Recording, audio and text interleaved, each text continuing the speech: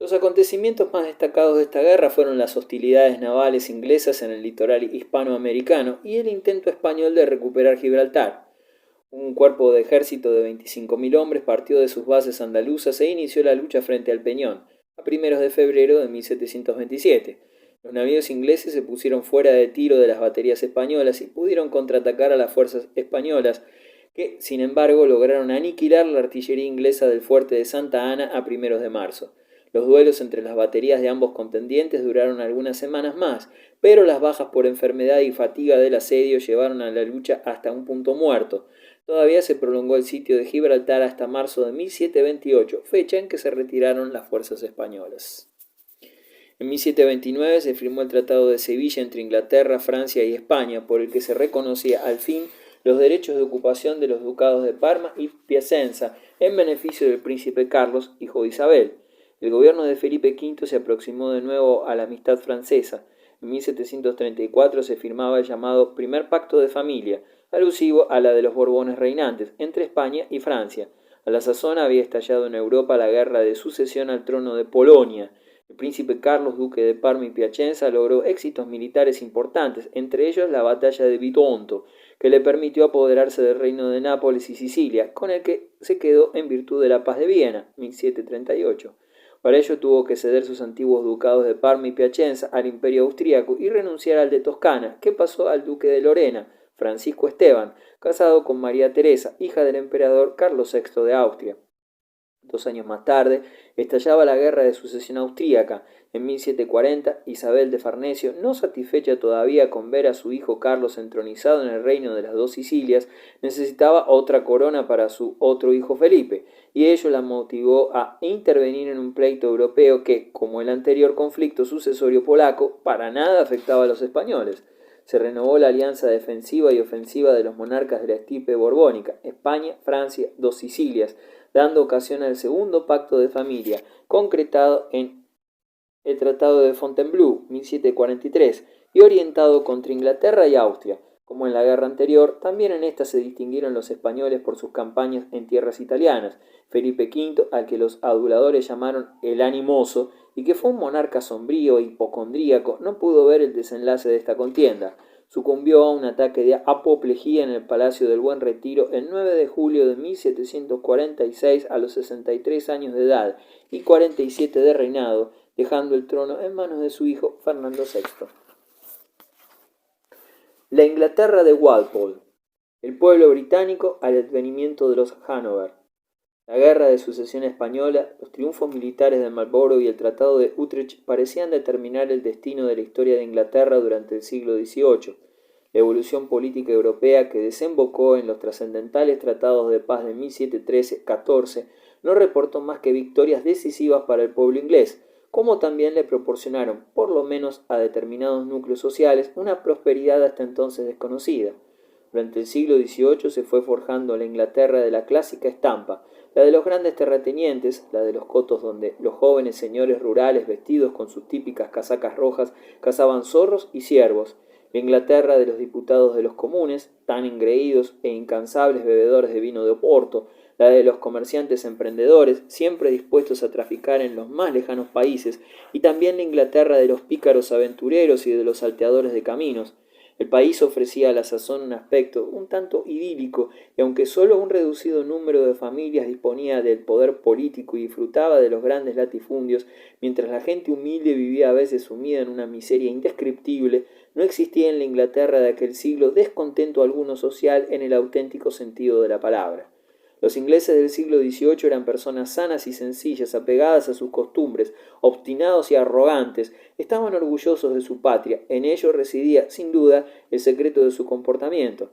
Nadie hubiera sido capaz de hacerles reconocer que un extranjero, ya fuera campesino, burgués o gran señor, pudiera ser tan feliz como un ciudadano británico. En Inglaterra los hombres eran libres, podían pensar y creer, decir o escribir casi todo cuanto se les antojase. El pueblo no gobernaba, pues el Parlamento no estaba constituido todavía por una representación popular en el moderno sentido de la expresión, pero cualquier súbdito podía apelar en cualquier momento a las leyes del reino y gozaba siempre de las garantías del habeas corpus. Fue hacia esta época cuando empezó a afirmarse sin titubeos que un hombre era considerado libre desde el momento en que pisaba suelo británico, y también entonces cuando surgió la Inglaterra señora de los mares, o sea, el Sud Britannia, que se convertiría en himno del futuro imperialismo inglés. Os llamamos a la gloria como hombres libres y no como esclavos, pues ¿quién es tan libre como los hijos de las olas? Versos que expresan con bastante elocuencia los sentimientos y las opiniones populares. El señor de Houghton. Cuando reía lo hacía con toda su alma. Es la frase de un contemporáneo que describe a la perfección al hombre que más de que otro alguno fue el prototipo del inglés de su siglo. Durante más de 20 años, 1721 a 1742, Roberto Walpole se mantuvo al frente del gobierno británico, largo periodo de tiempo que nadie llegaría a superar. Individuo ancho de espaldas y bastante corto de piernas, mostraba unas mejillas siempre sonrosadas, ya que en su señorío de Houghton, después de dedicarse con el mayor entusiasmo a la caza del zorro, solía sentarse con visible satisfacción ante una mesa muy bien abastecida. Su casa estaba abierta siempre a los amigos, cuando circulaban las rebosantes jarras de Oporto. Roberto se manifestaba el más amable de los anfitriones, generoso, benévolo, siempre con la galantería en los labios, simbolizando el tipo del gran propietario inglés, sin preocupaciones aparentes y sin verdaderas inquietudes intelectuales. Para el señor de Houghton, caballos, perros y zorros eran las únicas cosas para las cuales un hombre debería interesarse en este mundo, sin olvidar por supuesto las mujeres bonitas y las cualidades respectivas de las diferentes marcas de Oporto. Un ministro absorbente. Walpole era uno de esos hombres que quieren ver siempre en torno a él rostros felices. De hecho, tal era la finalidad de su existencia en Houghton, lo propio que en el banco del gobierno, en Westminster. Según él, era preciso vivir siempre con buen humor y sentirse a gusto en todas partes. No obstante, aquel ministro jovial, rebosante de llaneza, animado de las mejores intenciones y de ideas accesibles para todos, llegaría a convertirse en uno de los hombres más aborrecidos del país, ya que para alcanzar el bienestar que él pretendía ofrecer, Inglaterra debía someterse incondicionalmente a su gobierno. No toleraba oposición alguna, ni siquiera la menor contradicción. Todos los ingleses debían adaptarse a sus ideas personales, pues solo él sabía comprender lo que Inglaterra necesitaba. De hecho, Walpole no era la misma persona en el despacho del Consejo Real que en la abastecida mesa de Houghton.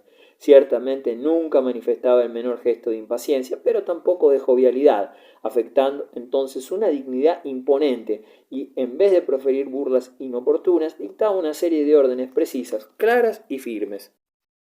Walpole fue despidiendo uno tras otro a sus colaboradores, no conservando en torno suyo sino a mediocres personalidades, espíritus sumisos, que no se atrevían a oponer ninguna objeción.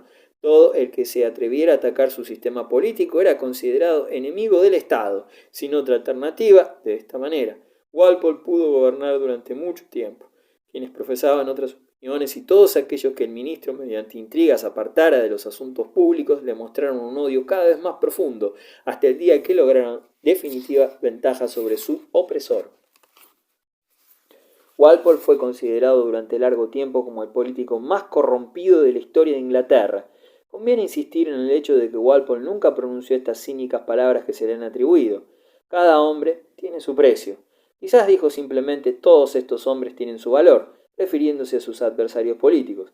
Cierto es que, como la mayoría, era aficionado a la bebida y sentía una ansia inmoderada de dinero, los más graves defectos del siglo XVIII, pero estas inmoralidades suyas apenas eran peores que las de otros políticos notables de su tiempo. Walpole, observaba Macaulay, gobernó valiéndose de la corrupción, porque en su época era imposible gobernar de otra forma. Walpole no malgastaba su dinero. Si sobornaba a alguien, lo llevaba adoptando toda clase de precauciones. Lo indudable es que, en general, aquel primer ministro sabía comprar a la gente al precio más bajo. Una siniestra burbuja de jabón. La fama de Walpole se fundaba ante todo en su talento de economista. No puede negarse que fue uno de los mejores ministros de Hacienda que ha habido en Inglaterra. Los intereses mercantiles de este país constituían su máxima preocupación. Walpole prefería la paz y el tráfico mercantil al honor. Cuando se puso al frente del gobierno, Inglaterra tenía precisamente necesidad de dicha política. En 1721, la nación llevaba a retaguardia 80 años de trastornos políticos y solo deseaba entonces volver a recuperar la calma y el reposo, tanto más cuanto que había sido sacudida el año anterior por una de las más graves crisis financieras, la denominada burbuja de jabón del Pacífico. Una de las pocas personas que se beneficiaron en esta monumental estafa fue precisamente Walpole, el hombre que más se había opuesto a la empresa y a quien hubieron de acudir todos una vez consumada la catástrofe, para salvar lo que se pudiera. En vista de que nadie quería atender sus advertencias, decidió adquirir buen número de acciones de la sospechada empresa y luego supo venderlas en el momento oportuno con un beneficio del 1000%. Walpole invirtió entre 30.000 y 40.000 libras de esta fortuna en su residencia de Houghton. La epidemia se propagó a Francia, donde Law, el genial aventurero escocés, ponía en práctica en aquel entonces su famoso sistema para sanear las finanzas del Estado francés. Ambas empresas, la inglesa y la francesa, se basaban en una evaluación sumamente irreal de las riquezas que se creía iban a obtenerse en los países americanos y del Pacífico. Las minas de plata ejercían siempre idéntico atractivo en Inglaterra. El Estado hizo que la llamada Compañía de los Mares del Sur tomara a su cargo toda la deuda pública a cambio de derechos monopólicos sobre el comercio de las colonias españolas. A los poseedores de obligaciones del Estado se les propuso que las cambiaran por acciones de la compañía. Al principio todo marchó perfectamente. Las nuevas acciones fueron solicitadísimas, los valores subieron una semana tras otra y alcanzaron niveles vertiginosos hasta el día en que algunos capitalistas más prudentes vendieron sus acciones. De pronto el optimismo cedió su lugar a la sospecha y las acciones iniciaron su descenso, en tal forma que en pocos meses la empresa se desmoronó sin remedio. La burbuja de jabón había estallado. En todo el país no se oían más que lamentos y maldiciones de quienes habían sido engañados. Se propuso con la mayor seriedad meter a los directores de la compañía en sacos y arrojarlos al Támesis. La situación política del ministerio era sumamente embarazosa. Era la primera vez que un gobierno en el ejercicio del poder se hallaba complicado en negocios turbios. Uno de sus miembros se suicidó, otro fue encerrado en la torre y un tercero sucumbió a consecuencia de una crisis cardíaca después de ser rudamente amenazado en la Cámara de los Lores. El pueblo exigió con curiosa unanimidad que Roberto Walpole, el hombre que había prevenido a sus compatriotas contra la Compañía de los Mares del Sur, se pusiera al frente del gobierno. Se ignoraba por aquel entonces que había hecho fortuna precisamente gracias a las acciones de dicha compañía. La nueva familia real. Una mañana, durante el ministerio de Robert Walpole, se pudo leer en una de las verjas del Palacio de St. James un letrero que decía: al parecer, Su Majestad ha decidido pasar unos 3 meses esta primavera en sus posesiones británicas. Esta era una manifestación de un pueblo sumamente irritado con la nueva dinastía por la manifiesta preferencia de los 2 primeros soberanos de la Casa de Hanover hacia su país natal. Se decía que contaban los días que faltaban para su visita anual a Hanover, con idéntica impaciencia que un escolar espera unas prolongadas vacaciones. No sabían adaptarse a su reino de Inglaterra y no se esforzaban en disimularlo. En Hanover estaban acostumbrados a que todo el mundo se prosternara ante ellos y los obedeciera a la menor señal. En cambio, consideraban a los nobles ingleses demasiado arrogantes. Los regicidas están todos a favor mío, decía Jorge I, consolándose. Llamaba regicidas a los Wright, que él encumbró al poder apenas llegado a Inglaterra, por el mero hecho de suponer que los Tories simpatizaban con el pretendiente Estuardo, en lo que Jorge no se equivocaba en lo más mínimo. Los aristócratas Wright gobernarían en lo sucesivo durante decenas de años, mientras que los dirigentes Tories habrían de contentarse con pedir la palabra de vez en cuando en el Parlamento en nombre de la oposición.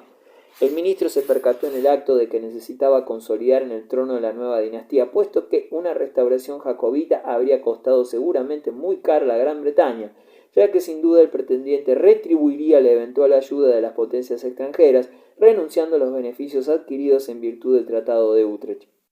Por todos estos motivos, pese a la visible antipatía del pueblo entero, los Wright siguieron apoyando a los Hanover. Los Tories moderados consideraban la nueva dinastía como un perjuicio insoslayable, al que era preciso someterse para evitar aún peores males. En cambio, los Tories extremistas no aceptaban esta teoría del mal menor y consideraban a Jorge I como un usurpador. Viejo, pesado y lento, orgulloso, taciturno y medio sordo, Jorge I era además un hombre de cultura muy eficiente. Según Samuel Johnson, no sabía nada y nada quería aprender, no hacía nada y tampoco quería hacer nada.